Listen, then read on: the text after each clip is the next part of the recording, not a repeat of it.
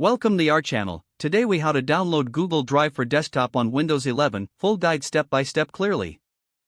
To download Google Drive for desktop on Windows 11, first, ensure your computer is connected to the internet. Open your preferred web browser. In the address bar, type drive.google.com and press enter. Once the Google Drive page loads, look for the download link. Scroll down to locate the Download Drive for Desktop option. Click on the link to be redirected to the Google Drive download page.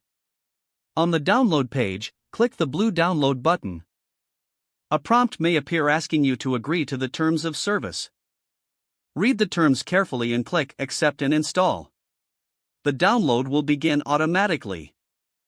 Once the download completes, navigate to your Downloads folder. Locate the Google Drive setup file, often named Google Drive Setup.exe. Double-click the setup file to initiate the installation process. If prompted by User Account Control, click Yes to allow changes to your device. The installation wizard will start.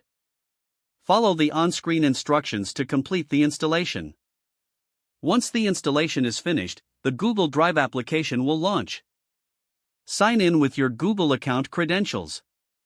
After logging in, choose your preferred settings for syncing files. You can select specific folders to synchronize with your desktop.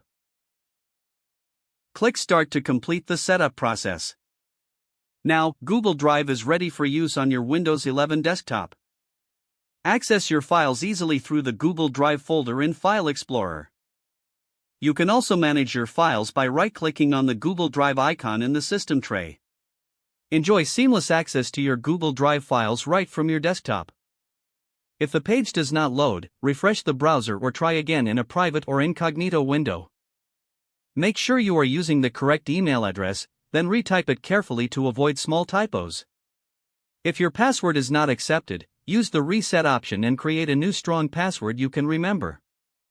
Check your spam folder for verification or security emails, then complete any requested confirmation steps.